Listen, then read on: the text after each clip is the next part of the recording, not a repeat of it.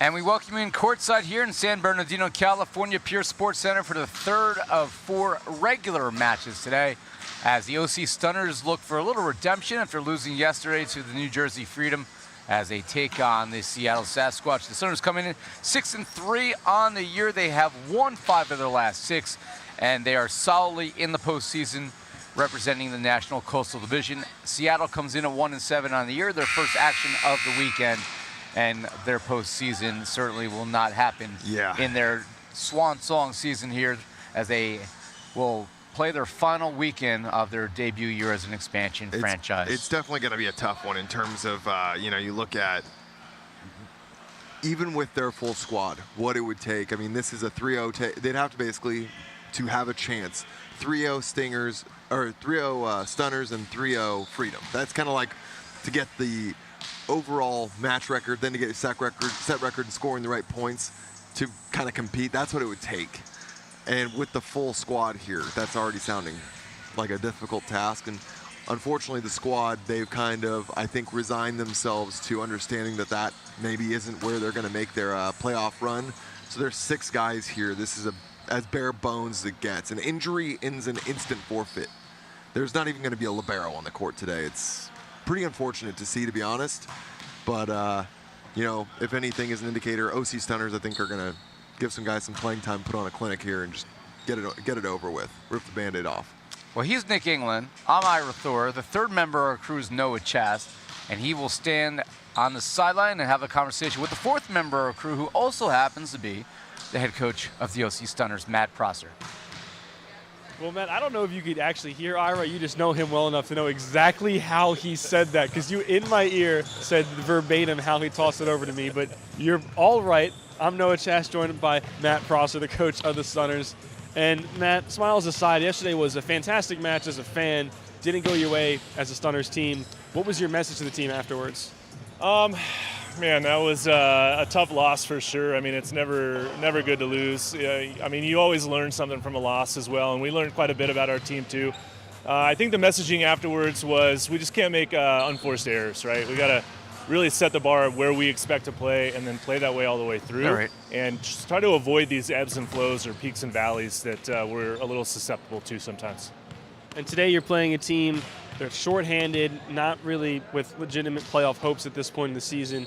How do you make sure you stay constant against a team like this?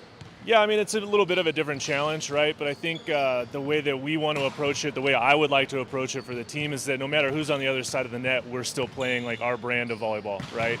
And I think the guys know that. They want to do the same thing. They're not here to, waste time or not play to their full potential, but really just to kind of play the style of ball that we are expected to play for ourselves. And what's the status on Matt Hilling's thumb at the moment? Yeah, he got a ball off the thumb blocking yesterday, and it's a little bit sore, but, these guys, they hit the ball pretty hard, and I broke fingers all through my career, and you just kind of have to, kind of grin and bear it a little bit, tape it up, and just, try to ignore the pain sometimes. Which Coach Prosser are we going to see on the sidelines? Is it proud, confident coach or a little bit of an angered coach? Well, I mean, that's a good question, Noah. I guess it just depends on how we play. We'll leave it at that. Well, we will wait and see how it turns out and which Matt Prosser and which Stunners team we see, because we know what they're capable of when they're playing to their fullest potential, one of the top teams in this league talent-wise. Ira, Nick? Thanks, Noah. I had to turn myself back on there. It's been a long weekend of volleyball. This is our longest day because, of course, we have moved our match times up a bit to accommodate what will be joining us tonight at 7 p.m. You won't want to miss it. The first ever, the inaugural, can't say first annual because it hasn't happened before. Yep. Inaugural NVA All-Star Game will be the National Conference, which will basically be a combination of the OC Stunners and New Jersey Freedom with a few other All-Stars mixed in, as those teams have dominated the league against the, American Conference, which is comprised largely of the Texas Tyrants and the Ramblers. And, the Ramblers, and they are certainly going to be a team, they're going to be tired, though, going to that match. Because that was a really good point this morning that Noah made. 30 a.m. match against the Southern Exposure in a match that means something. Right. And then they have to go out and probably not even shower and have to take Now- the court again. Now it becomes the interesting thing. So some of these teams that Who are made this playing, schedule? What was that? Who made this schedule? Not I. I've done many things in the league. This was not one of them. Alternatively, though, it's one of those things that I think is kind of funny. So Grosso this morning, I didn't even really think about it. Since he's got that leg strain, he didn't play today, making sure he was ready to go for the All-Star match because he thought the rest of his boys get some guys some playing time, and he knew that they would get the win. I've heard some rumors of some other guys that how they're managing their expected schedule. Guys like Damani Lenore, he's like, hey, I'm honored I'm getting to play. I want to keep it light because my knees, I need them tomorrow. I've got to be ready to go. So I'm proud to have been nominated, and I can't wait to participate. I need a light set load. Keep it relatively respective here. I wouldn't be surprised with the Stunners. You got Kevin Gear back over here. Nick West and Shane Beam are both all-star middles. Maybe one of them or those two split some time, keep them fresh for tonight. I'd be curious for the teams that aren't really fighting anymore for that berth because Stunners can't climb or fall. They're locked in. This is a great match, get some playing time for some guys. So I'll be curious to see exactly how all the teams have approached it, trying to keep their guys ready to, little flash, little show tonight. It's interesting to see how they have managed their player personnel. And, well, let's take a look who actually is out on the court for the OC Stunners to start this one out. And pretty much the same lineup as yesterday with a couple of exceptions. We have Randy Ramirez, 27 setting. Dylan Chigakawa, who's been pretty reliable all year, although we complimented him a lot yesterday and then had a rough day. Actually had a rare rough day for him, but Dylan's been consistent all year. He wears 25. The outside one is Matt Hilling, number 18. Josh Nels, who was our director for the first two matches today, had to put down the controls and put on his uniform. He wears number 20. He's in an important outside two role here today. We'll do a lot of the heavy loading on the passing side. Jair Santiago on the right side, wearing number 15. Then, of course, in the middle, Nick West, number 9. And Shane Beamer, he wears number 3. Corey Chavers is not in the starting lineup as he was yesterday. I have Don't even not see him here today. seen him yet today, so maybe he just wasn't available. There are obviously some times where players have availability one day and then an obligation. Meanwhile, for the Seattle Sasquatch, they have 1, 2, 3, 4, 5, 6. They have the minimum. Jeffrey McDonald wears number 1. Damian Higashi wears number 4. McDonald will set.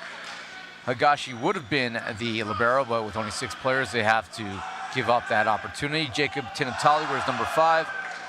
The rest of the lineup features Sam Cole, finally back in the lineup. The 6'5" middle out of Chicago, wearing number 9. Patrick Gallahan, number 10.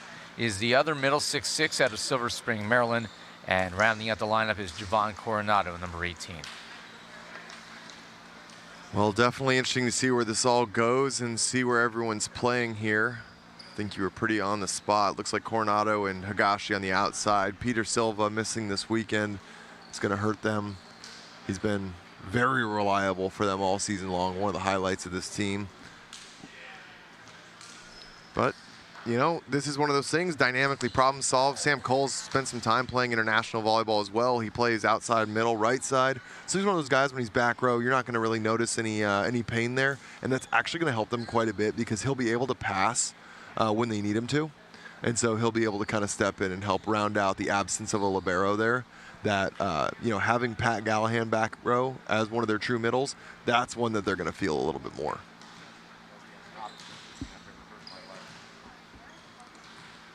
Well, that paints a rosy picture of what Seattle has today, Nick. You were poetic with your description.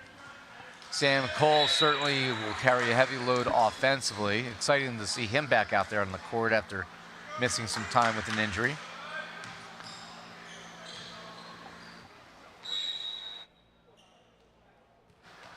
Cody McCracken obviously lost for the season with an injury. Cole, first pass of the match. That won't be on his highlight reel, and a side out to the Stunners as Randy Ramirez underway.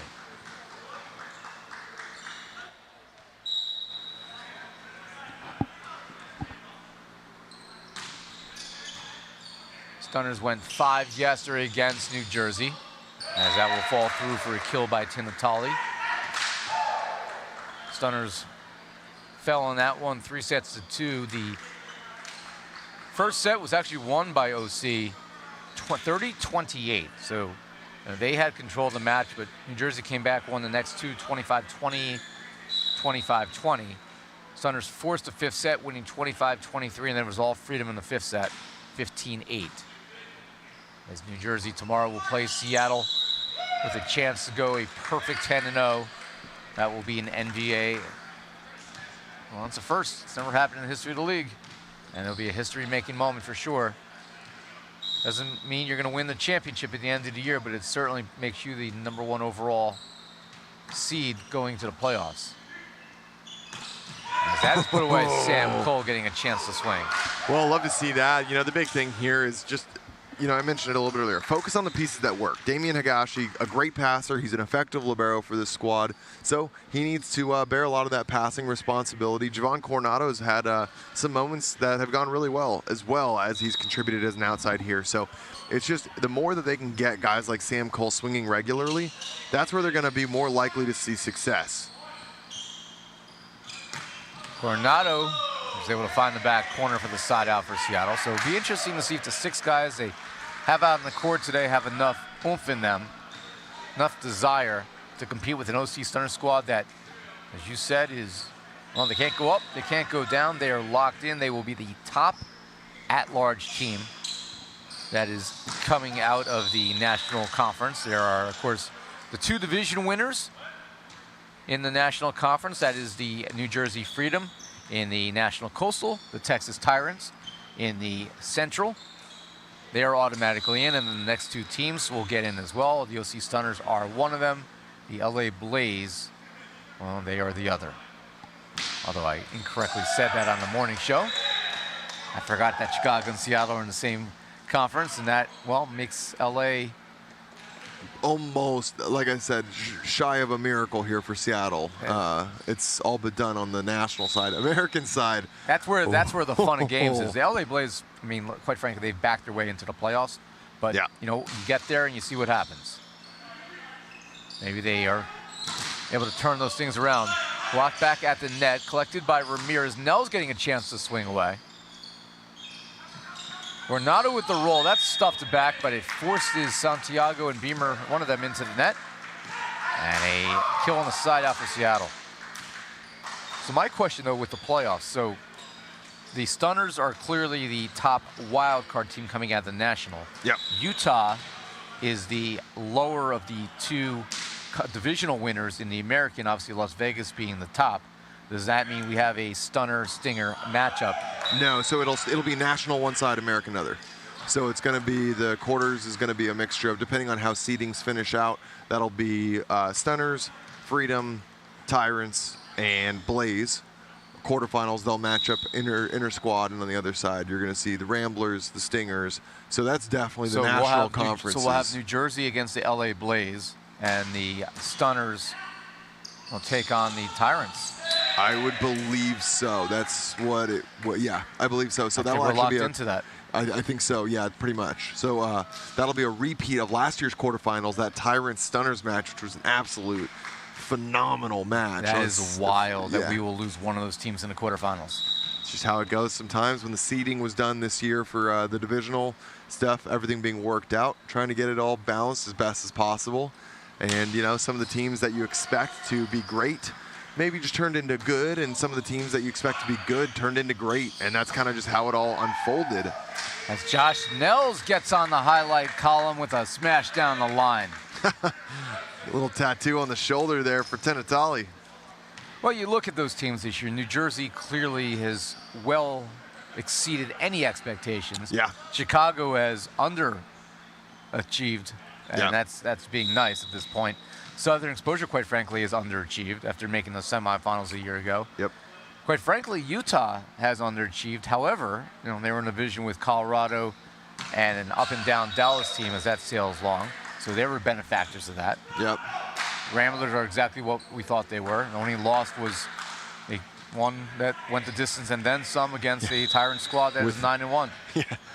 And the Ramblers were in pieces with that one. Ryan Mather in the middle, Brandon Rattray with food poisoning, or John Carlson with food poisoning, Brandon Rattray fighting the flu, and they were all on the court. That was Some of those guys left pieces on the court and in the restroom. Yeah, that was a fun one to manage the guys that weekend. But, it is what it is. Nels will serve. The Stunners have a 4-point lead. Jair Santiago caught napping on that one. And a side out for Seattle. Interesting to think that had the Ramblers been able to finish that one out, we'd be looking at 2 perfect seasons occurring at the same time. And that could happen because with the 10-match regular season and the first and the fifth weekends, including this weekend being divisional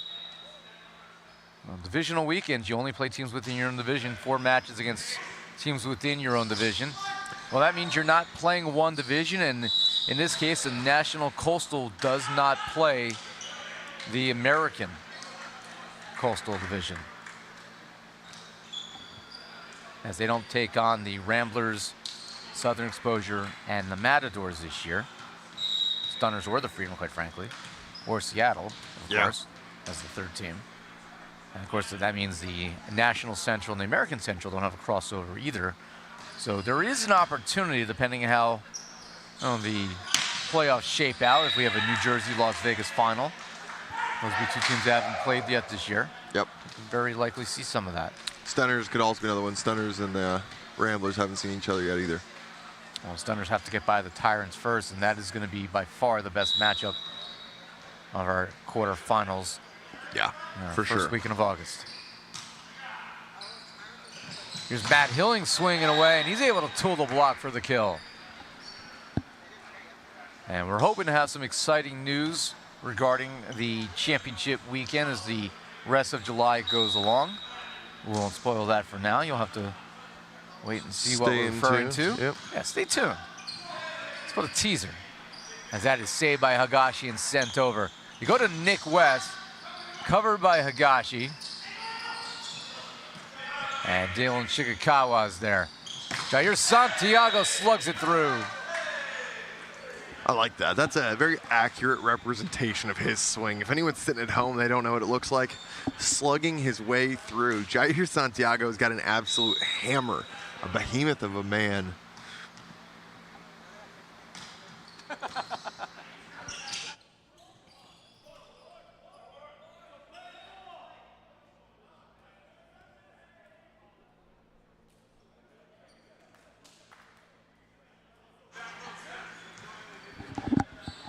Right now, looking at 13-7. The Stunners have started to clean up.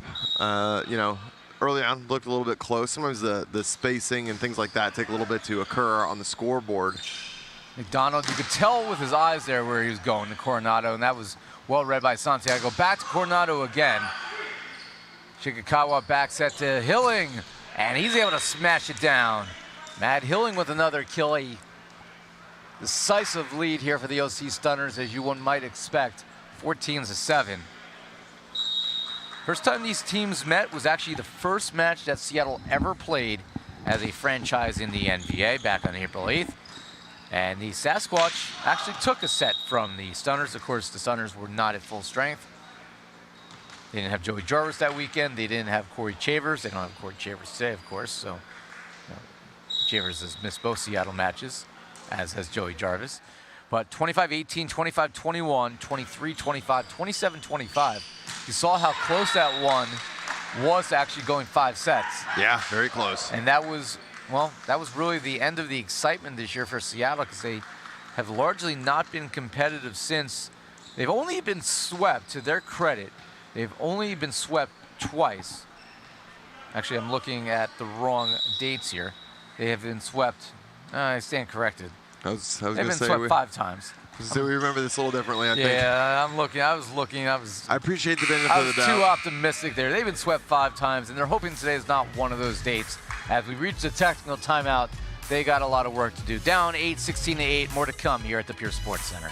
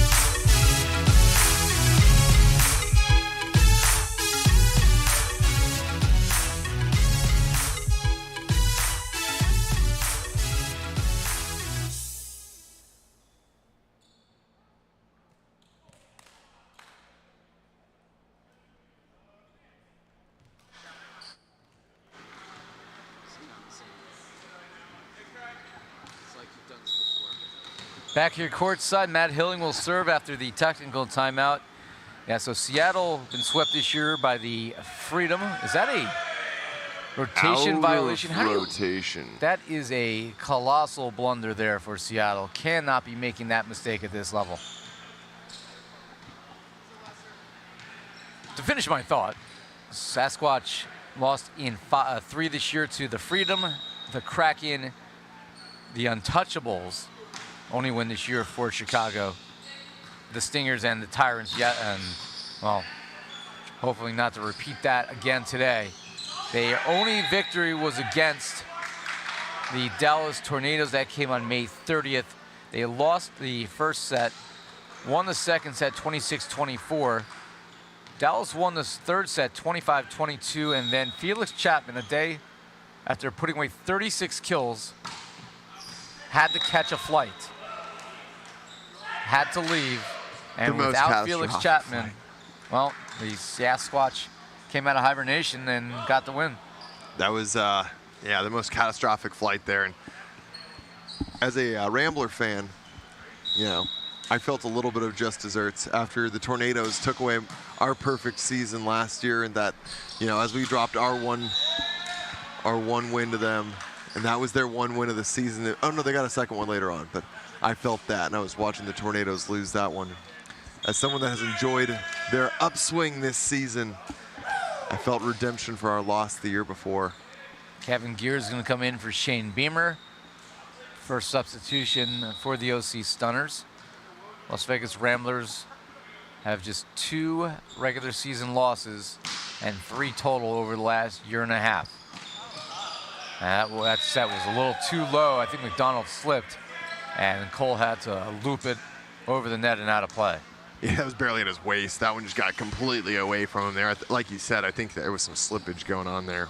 So the score is 20-9.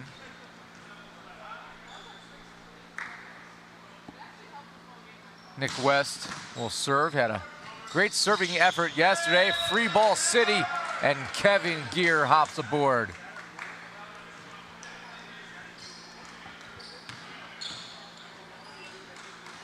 Yesterday against the New Jersey Freedom, Santiago and Corey Chavers both had 14 kills, but they needed a combined 76 attempts to get there, 11 from Matt Hilling. Hilling, certainly something we want to point out yesterday against a New Jersey Freedom team that serves exceptionally well. He passed at a 95% rate. No errors in 22 attempts. And Dylan Shigekawa, even though a little shaky at times on some of the dig attempts, his serve reception was tremendous. Only 1 error in 53 attempts. He hit served at a 91% rate yesterday. So Hilling and Shigekawa, between the two of them, were just simply lights out, and it wasn't enough. Yeah. New Jersey's that good right now. I think Jersey made a pretty strong statement for being the best serve and pass team in the league yesterday. When you combine those two things, seeing Ian Cap and serve receive alongside Ryan Alou, and that's not taking anything from Ferreter, but like just those two, it's just insane to watch. Their combination of the serving middles that they've got, as well as the jump serves out of Norman and Cap, they win the game from the first contact so well. And don't forget that they're probably also the second best blocking team in the league after the Stunners. Especially if they have a full lineup out there with Matt Seifert was there. So New Jersey's really clicking in every facet of the game. Yeah, they definitely are. And that won't be challenged. They elect to keep it. The guys in the court thought that was into the antenna. Yeah. Matt's saying, guys, it's 22-11. Like, we're just gonna keep going here. Well, they may rue that decision because Sam Cole just had an ace, and Seattle's comeback begins here.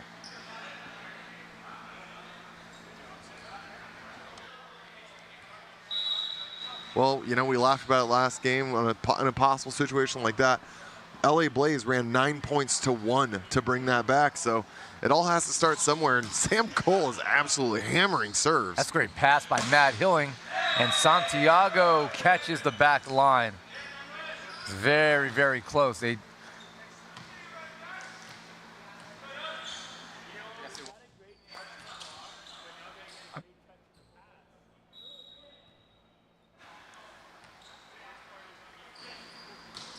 as Nels will serve. Shigekawa, oh, correction, that's Higashi. Looking at the libero ready to pass it, and Higashi never got a chance to let.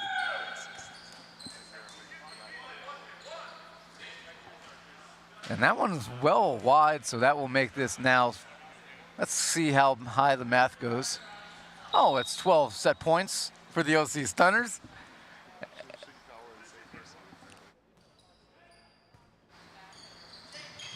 Pulled off the net by McDonald, it goes down hard, and that one is too long. And the OC Stunners comfortably take game number 1, 25-12. Great effort all around, tremendous passing from the OC Stunners allowed their offense to pretty much control this one, and they'll look to repeat the task. Game 2 coming up next here at the Pure Sports Center.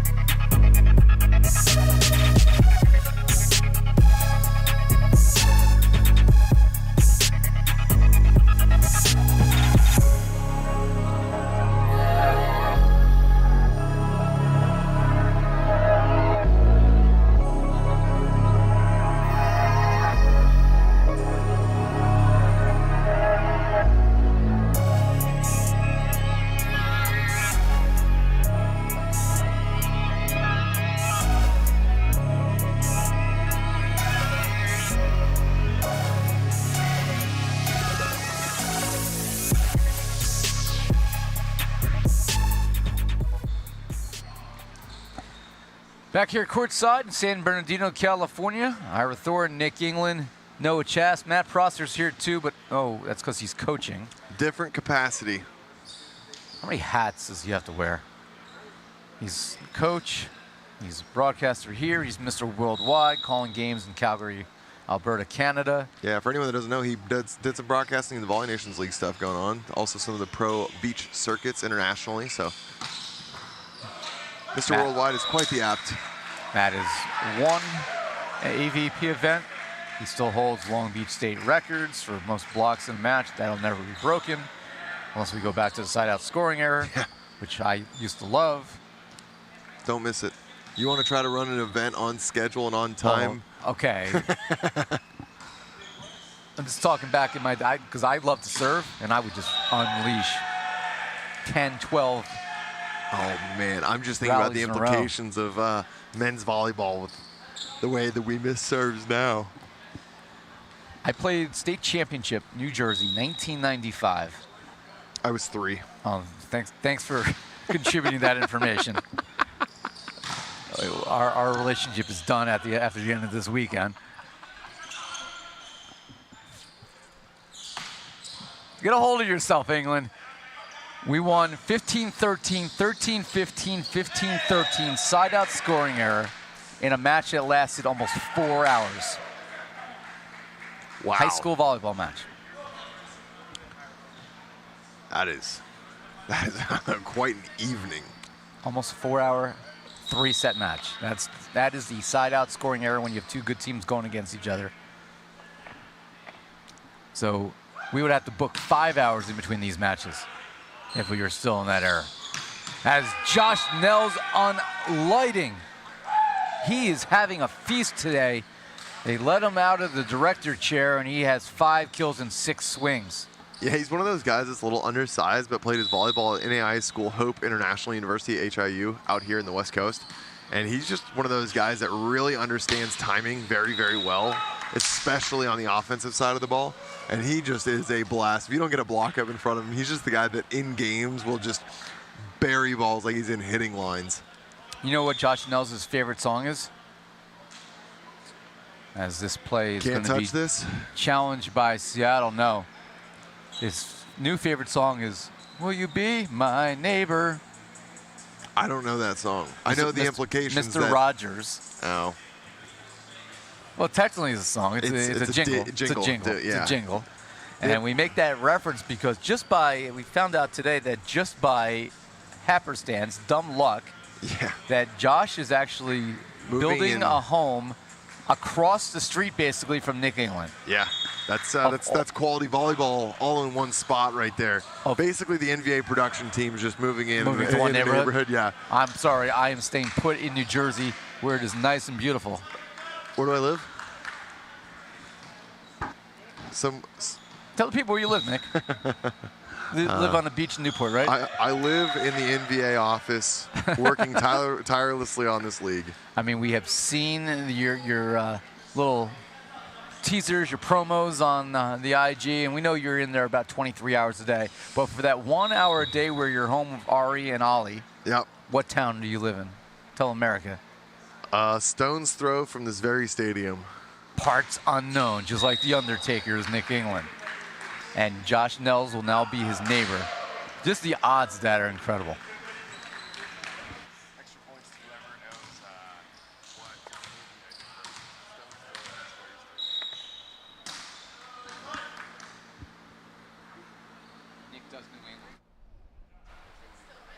Coronado's your server for Seattle, as they have themselves a 4-3 lead. That's blocked back and covered by Shigakawa.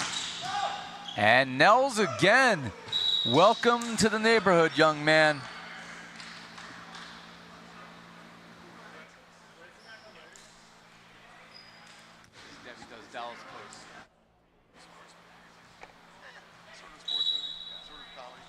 Here's Nels to serve.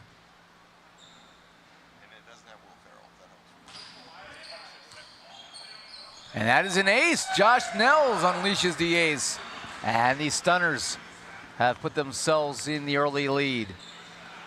So we're even at 5-4.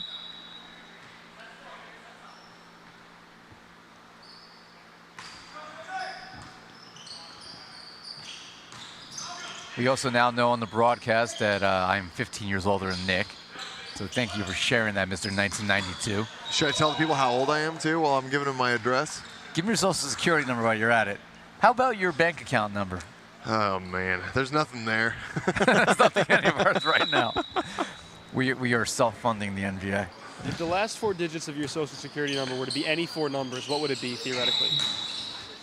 As that is a 10-foot line. No, I'm sorry, it's a double call on McDonald. Not something we've seen yet called this weekend. I think he's had 3 called against him here. I mean, generally you let him go when they're making aggressive moves, and right now he's kind of losing the handle on like in-system balls. I'm surprised they're being called just for consistency's sake, but they're certainly not clean-looking sets. Matt Hilling, that was well disguised from behind his head. And the side out will allow Josh Nels to continue this serving run. 8-4.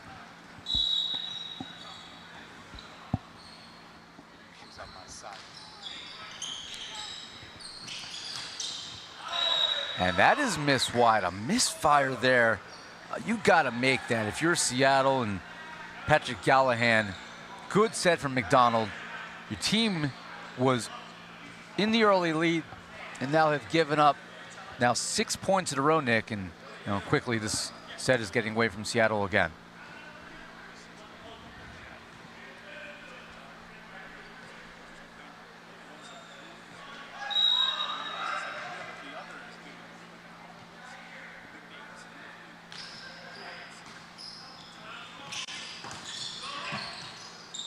McDonald going outside to Higashi.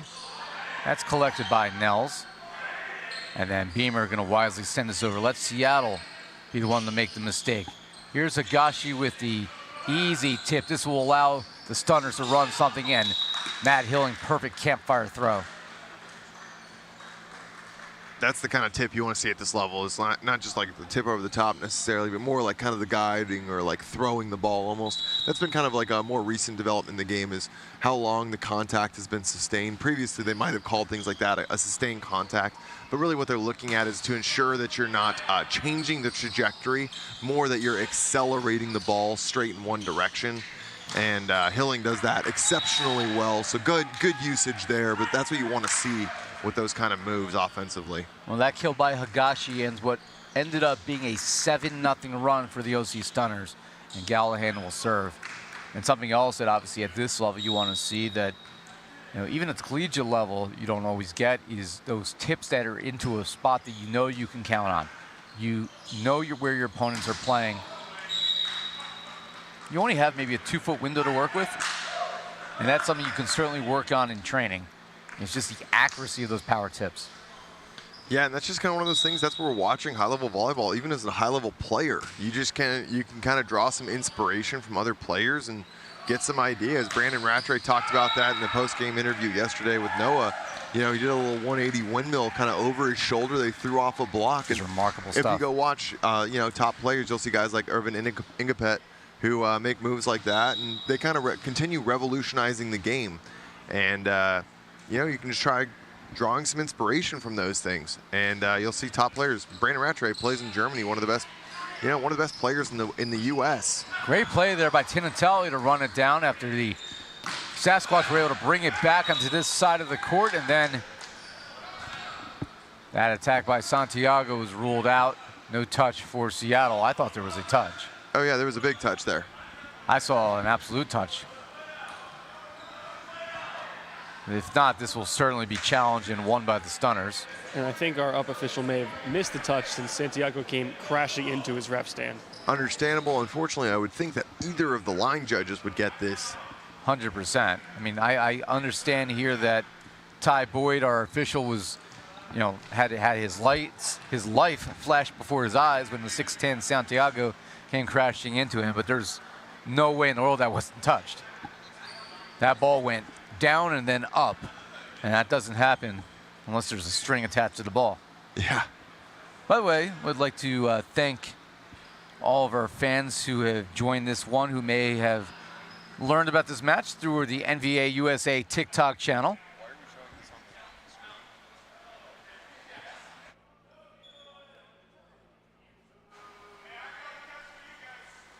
Well, even though this is not a play that is being challenged right now, or maybe it is going to be challenged, we're already have it queued up here on the broadcast, and, well, I mean, it's obviously a touch. Well, yeah, they're literally calling it to speed this up.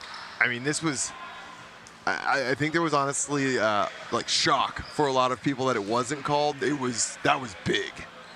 So that's where I think the chaos of Jair kind of tumbling into the stand there kind of threw everyone off. More eyes there than eyes on play. Listen, Jair Santiago's crashing into me. Oh. I'm not watching what's happening either. I don't blame him. I'm trying not to die. Self-preservation, man. Here's Higashi behind him. Beamer with the dig. Here's Matt Hilling with the roll. Coronado swinging away, and that also a touch side out Seattle.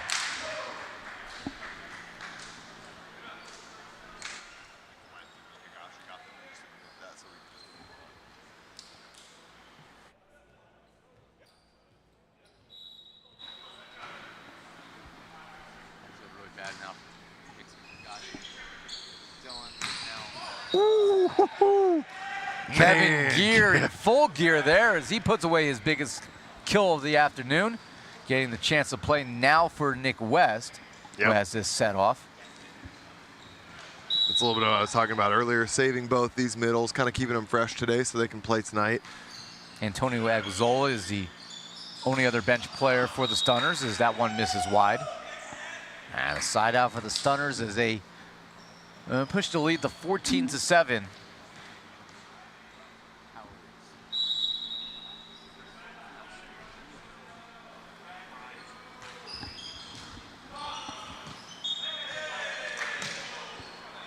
And another error here by Seattle.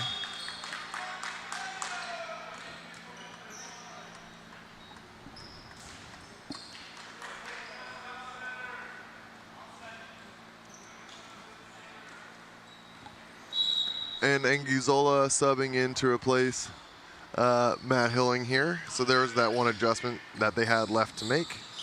And that one is behind Tinatali.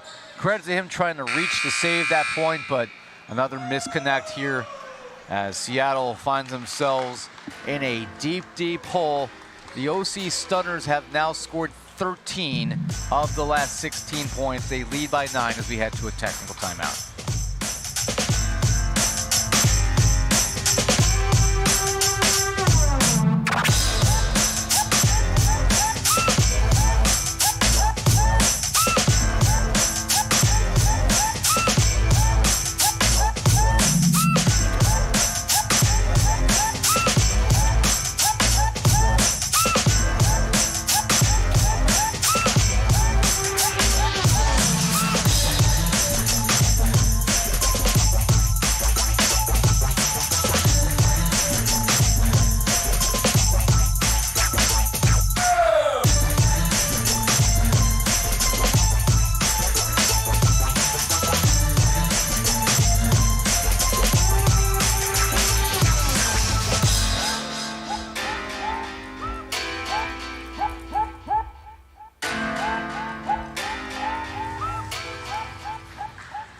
Back here courtside, Ira Thornton, Nick England, no chest. Matt Prosser, he's the coach of the team that is well in command of this second set, looking to go up 2-0 as Randy Ramirez set to serve.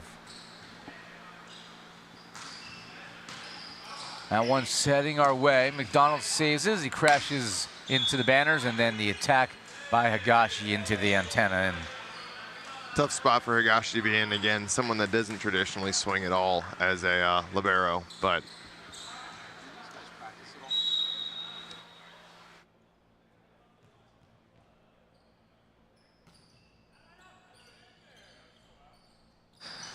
that one again, Tinatali had to reach for a chance for the Stunners to run something special.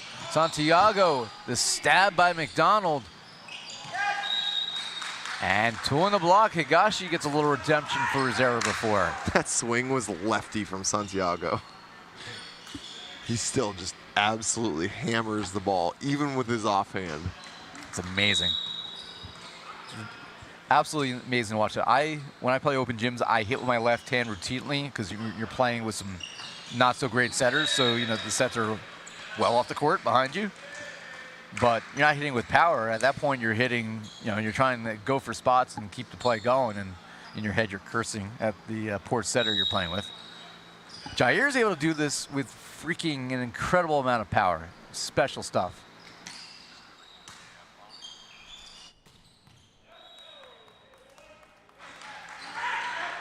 Seth freaking Rollins, one of the best wrestlers in the world.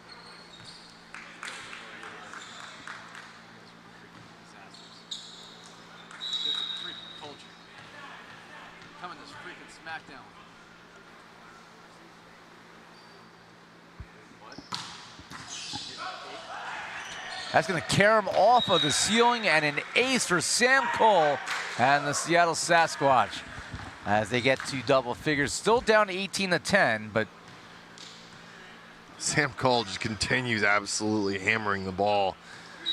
He had some pretty big ones in the first set, and it was potentially some way to get a little bit of energy created for the squad. Does it? Oh, just misses. He got Shigekawa laying out on the back line, but just missing that back.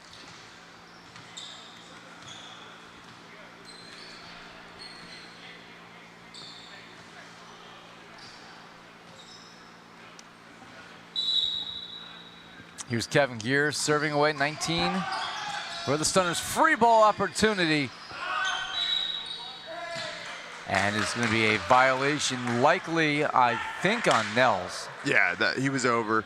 McDonald had one hand, ball was on his side of the net, so Nels over the net, getting that contact there. That's a good call by our officiating crew. They were basically confirming that McDonald was, I don't know. Oh, no, he was back row, but either way, ball was completely on the side of the Sasquatch, so that was a back row. Tinatali with the serve there. Nifty spot there. Josh Nels picks up the kill.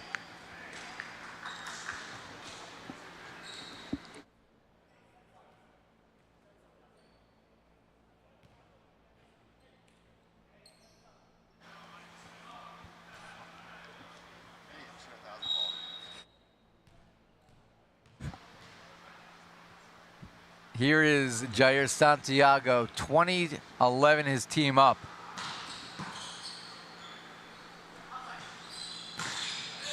And that is left short by Coronado.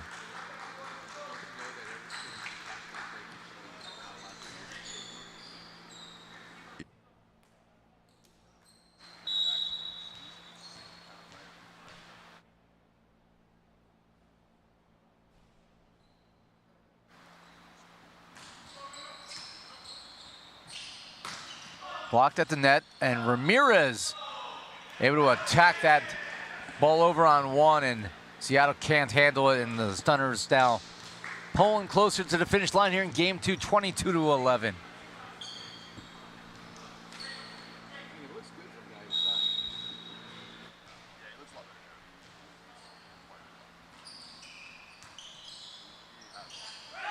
McDonald leaves it to Tim Talley down the line. Great dig by Shigekawa. And Nels, cross-court magic. Man, that was a good dig there by Shigekawa down the line. Love to see the confidence that Shane Beamer turns to set that ball to Nels. There was not a lot of room to operate, and not enough room for Ramirez to get in there, certainly. And Nels had literally no approach there. That was literally a jump and a swing. Coronado cross-court, he gets an answer. So Seattle sides out. They get to 12, down 23-12, and, well, this is the same number of points they scored in the first game.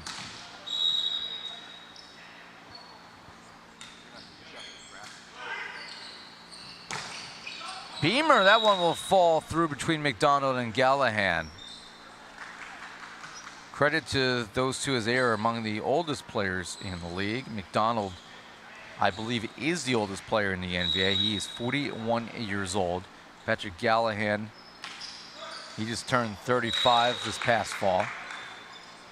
They're still doing this when a lot of guys who've been volleyball lifers have long since hung it up and maybe playing in open gyms like Old Ira here. Yeah. Shoot at 30, I'm feeling it. This is set point for the Stunners. And it won't end here as Beamer misses wide, so we'll at least play one more. Well, listen, there's a point where you just continue to do it just recreationally because you love it.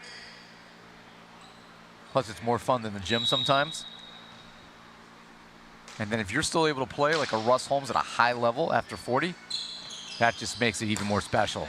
As we had a substitution, and Antonio Aguazola, his first chance to swing today, results in a set clinching kill as the OC Stunners a 25-14 win here in game two, well on their way to a sweep this afternoon. Back for Game 3 coming up next at the Pierce Sports Center.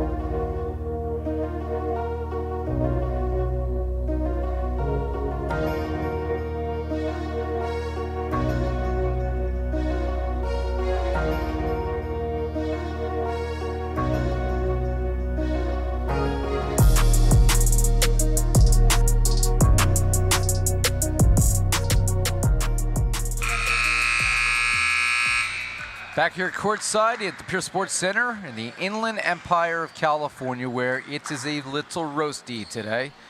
Temperatures outside, well, they're currently 96 degrees, sunny skies. Got to wear your UV index protecting stuff today because well, let's just say you will roast if you leave this Pierce Sports Center. But we're, well, a little cooler here inside where the OC Stunners have iced the Seattle Sasquatch. They are just not competitive at all in this match today. And a lot of that, quite frankly, is they're passing at 71% rate, but they've gotten contributions today from guys who normally aren't the big scorers in a box score. Josh Nels has been that guy today. 9 kills in 10 attempts without an error. He's got an ace. He's got 10 service points. Got a block. He's having the best effort of his season for sure. And the Stunners are well on their way to a 3-0 victory if they can keep this pace going.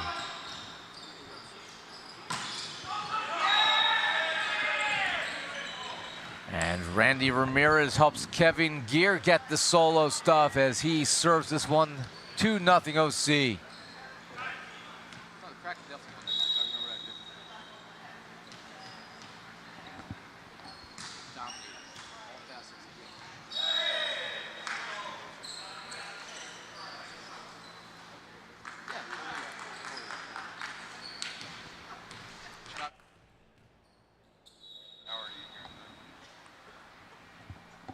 So 3-0 OC Stunners. Ramirez, your server. And that's going to be a back row attacker violation on Seattle. And the lead swells here for the Stunners.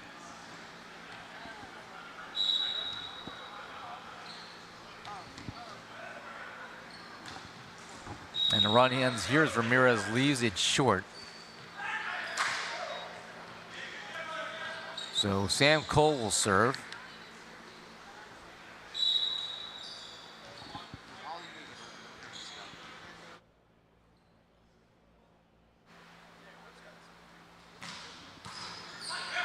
Good pass. Agzola swinging through with a monster swing as he replaces Matt Hilling in the lineup. How do you say his last name? N's don't appear in Spanish names, do they? Anguizzola.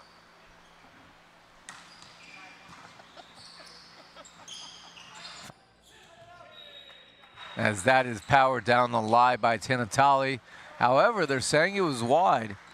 He had the reaction that that was on the court, so you could see his frustration, and I think Seattle's going to challenge that one as they believe that was touched and in.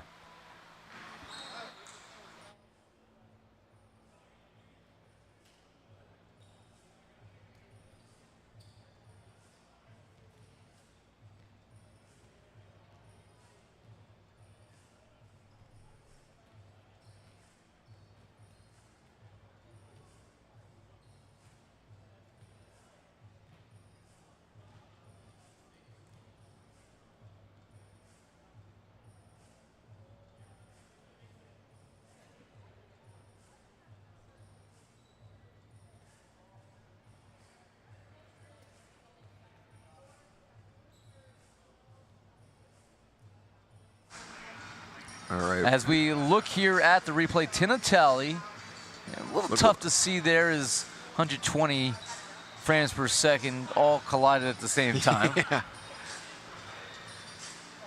But we see Tinatali, good. Look at the hang time, by the way. This might be a better angle here, coming over. It's a little You weird. see Nels. Nels gets way over the net. Yeah, and no touch there, it looks like.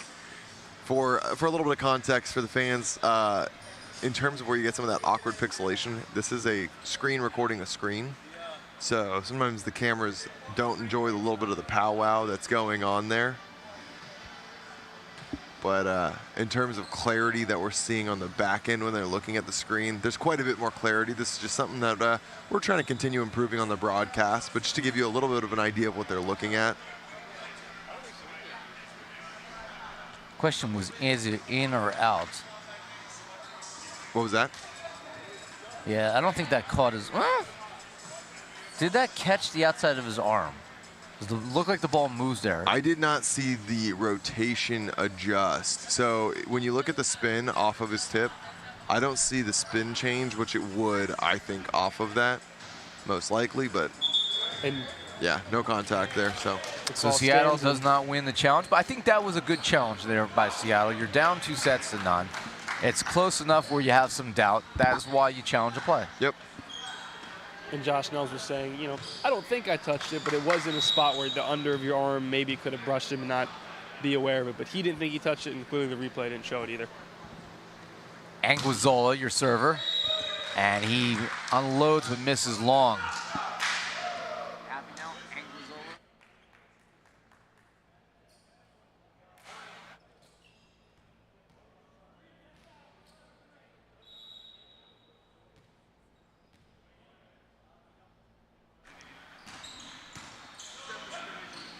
They're going to go outside. Nels again, and good run by Cole. Can't bring it back, and Josh Nels continues to pile on the kills. That is a season high 10 for him.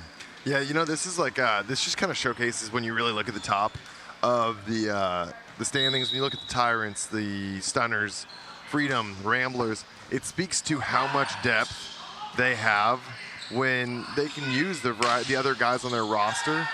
And Josh Nels doesn't miss a beat.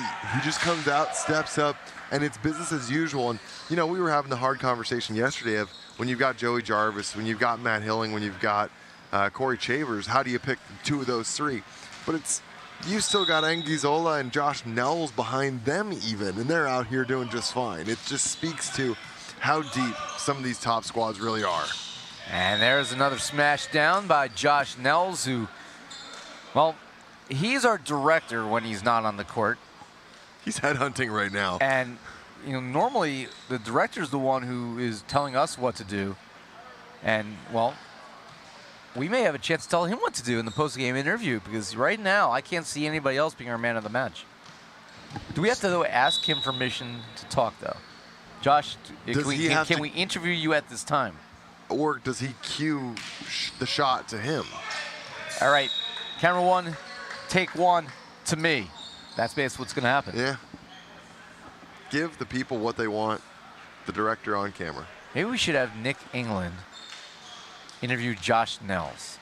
I don't think you're going to get much productive stuff out of Josh and I. It would just be more of a casual conversation. Have the two neighbors talking. It'll turn into a live podcast. Pretty much. True. That will be available on the Apple Store and wherever you get your podcast. Prior to my time with the Ramblers, I was the manager for the Stunners, and albeit there's a lot of new faces there now, Josh and I have had the pleasure of knowing and working together since he's been with the league for the last 2 years. And yet he accidentally decided to move into your neighborhood. Yeah. Got him. As Nels swing away and he gets another kill. Look on the bright side, though. You and Ari are able now to go out and have a night out in town and have a dog sitter. Again, I really appreciate you think that I have time for that. Always have time for a nice dinner. I'll make a note. What I'm secretly hoping is that Josh doesn't surpass my 14 kill performance right now. Interesting. That would be a season high for the NVA staff. Yeah. And you right now have the bragging rights. Ira, we need to get in the game so we can overtake this record. I don't know if I ever had 14 kills in them. I think I had one 14 kill match in college, but it went 5. I maybe had a 14 dig match in my life. I definitely had 14 digs, but as that one ended in that bad set by McDonald in Seattle, and Stunners find themselves running away with another set at 11-4.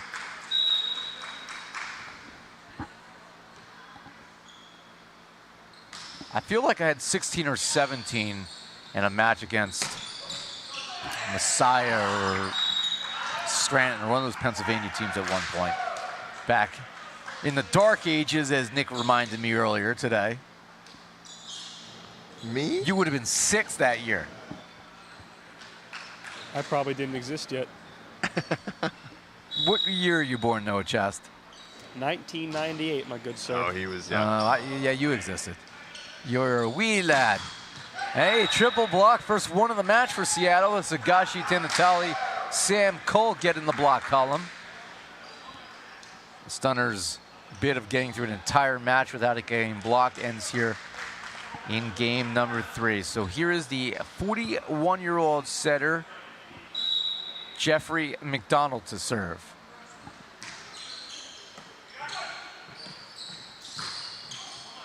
Blocked back off the net. And Anguizzola misses that one too long.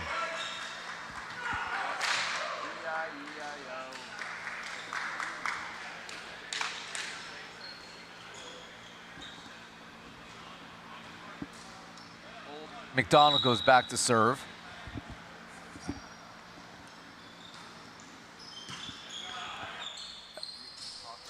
Anguizzola with some power.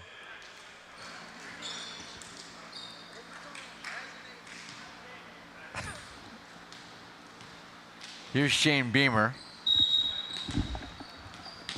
12-7. Still a 5-point lead. The top wild card team in the National Conference. Shane Beamer with the ace.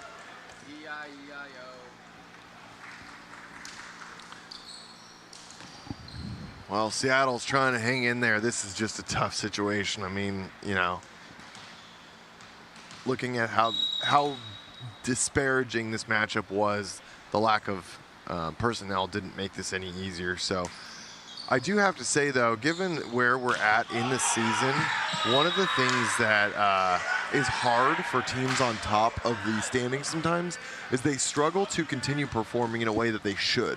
Winning a game that you're supposed to win in the way that you're supposed to win it can be difficult. And sometimes teams play down. And I'm glad to see that the Stunners, especially in the final legs of the season, are not doing that. And more encouragingly so, they've got guys like Gear and Nels and Anguzola who don't play as much, but they're coming in and having an absolutely phenomenal match. So it's just great to see the contributions that they're making as well. And even in a loss yesterday, the Stunners looked very, very good. It's one of the rare times in a loss you could say that was a good loss for OC. They just got beat by a better team yesterday. Yeah, I mean, there's always things to fix, but in terms of performance, I agree with you so much. It's so rare that you get two teams performing at that level. And I think that they really put out a great show, but Freedom just had the answers. Yeah, that's not a loss that if you're, obviously you don't want to lose anytime, but it's not a loss where you're OC and you look at, man, we got regrets with this one. Team Freedom right now is just a well-oiled machine, and that's okay. The Stunners are defending champions. If they can get by the Tyrants in the quarterfinals of the NVA playoffs, which right there is probably the one match we're all already got circled, who knows what they could accomplish this year. Their run may end right away, or they could find them way back to the finals. And Ira, Nick, as you've been talking, Nick West has been given some freedom to operate outside of the middle of the court and has subbed in for Jair Santiago. Nick West is an outside hitter? Look at this. That's the right side. Opposite. Right side here is in for Santiago. Good call there. Yeah, this is something I've kind of talked about before. Again, Nick West, this guy is ridiculously good. He's played in the top leagues all over the world. He's gone in the middle of overseas contracts. The team has moved him to opposite. He is able to just play a variety of positions. He trains right side at practice regularly if they need the bodies. So no foreigner to this position. But still fun to see that he's getting the nod all the same. Give Jair Santiago a little breather, played all weekend long. Coronado showing a little punch there for Seattle. So it'll be a side out to Natali to serve. Stunners still a 5-point lead midway through game number 3. He's Nick England. I'm Ira Thorne. No chest. Well, he's giving us some great info on the sideline, including our post-game interview. When this one ends with our man of the match, we're already calling it Josh Nels. Unless something wild changes, he has earned that distinction today, showing just how deep this OC Stunner bench is. Not too often that we can make a call this early in a match. We've done that with Felix Chapman a couple times because it was plain as day. But I mean, this is, Nels is having himself quite a solid showing. Well, first of all, Tinatali now having a solid showing. He gets an ace, forces an overball on the next serve, which Coronado tips into a useful spot. And Seattle, don't blink. They're within 3.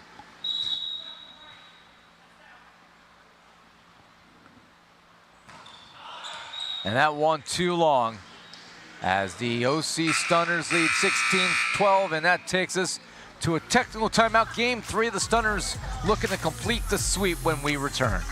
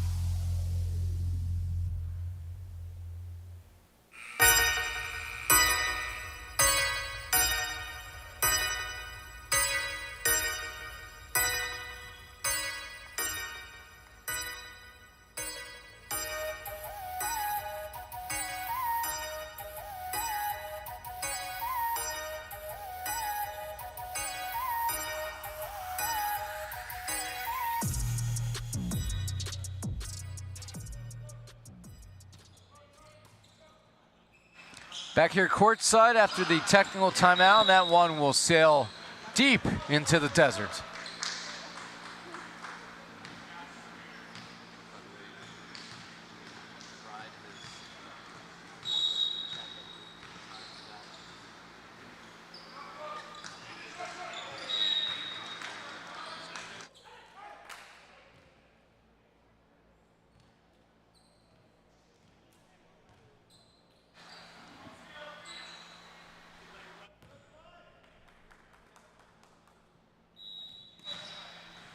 Here's Coronado to serve. 17-13. A couple points here, and Seattle is right back in this set, as that one has to be free-balled over by Ramirez. See if McDonald can run the offense. Tinatali, oh, reach out and stuff someone. Beamer, Nels with the monster stuff.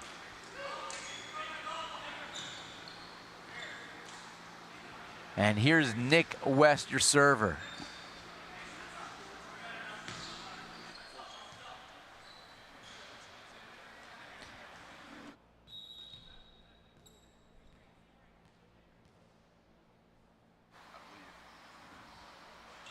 Here's West to serve, that's left short.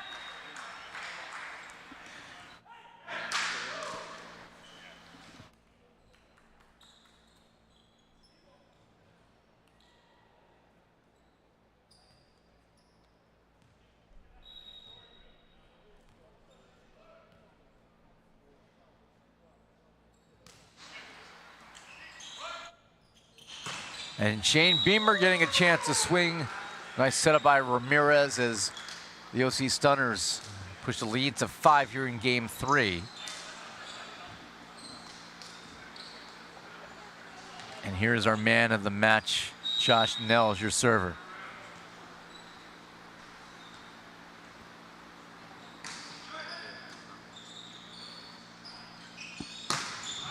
And that one sails long by Higashi, who's done yeoman's work today. He is not a normal pin hitter for this team, but with the absence of enough depth today, he was called into action.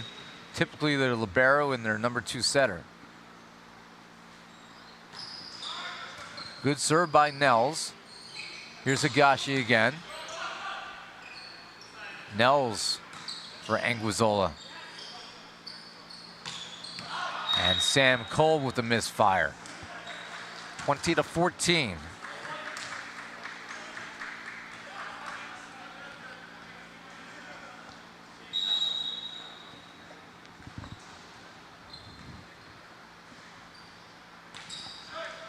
Off the tape, McDonald brings it back, and Higashi with the big swing in front of Dylan Chikakawa.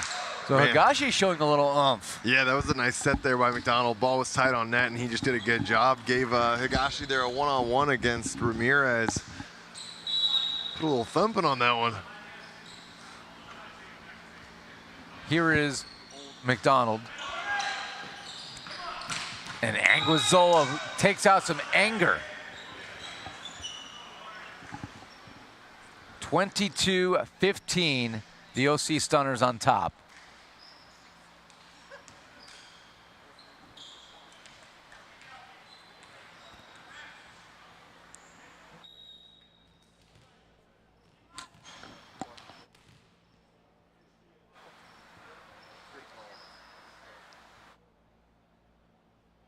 Here's Shane Beamer, line drive for him. Tinatali, too long, no touch, and the Stunners 2 away from completing a 7-3 regular season.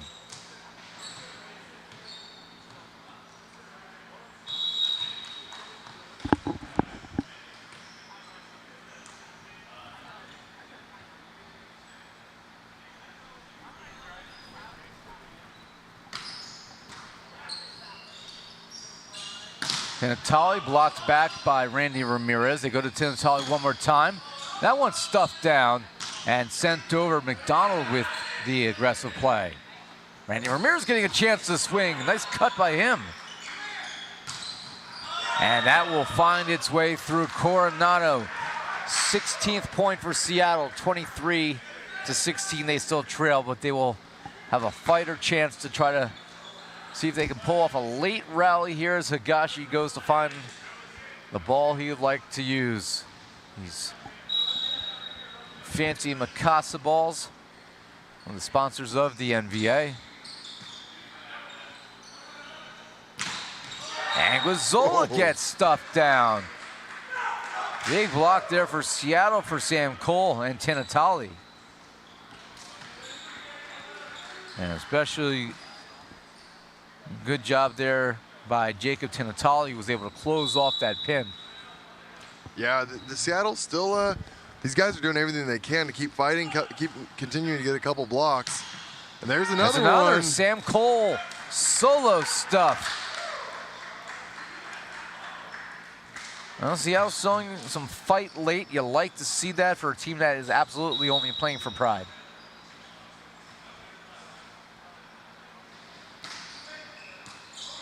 That could be a free ball, but Randy Ramirez was there for the offering from Sam Cole. That is free balled back off the touch, and Sam Cole puts it to the court. Right now, if they're scoring a point, it feels like you're saying Sam Cole's name. He's doing a great job controlling the pace of the game in the front row. And that is 4 points in a row for the Seattle Sasquatch, 23-19. And it ends here as that one sails too long, and Randy Ramirez will have the ball in his hands on match point. They have 5 match points to work with.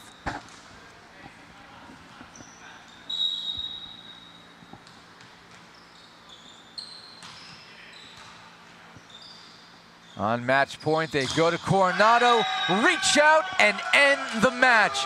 Nick West on the right side, teaming with Kevin Gear, and the OC Stunners win game number 3, 25-19. They sweep this match in an hour and 9 minutes. 25-12, 25-14, and 25-19.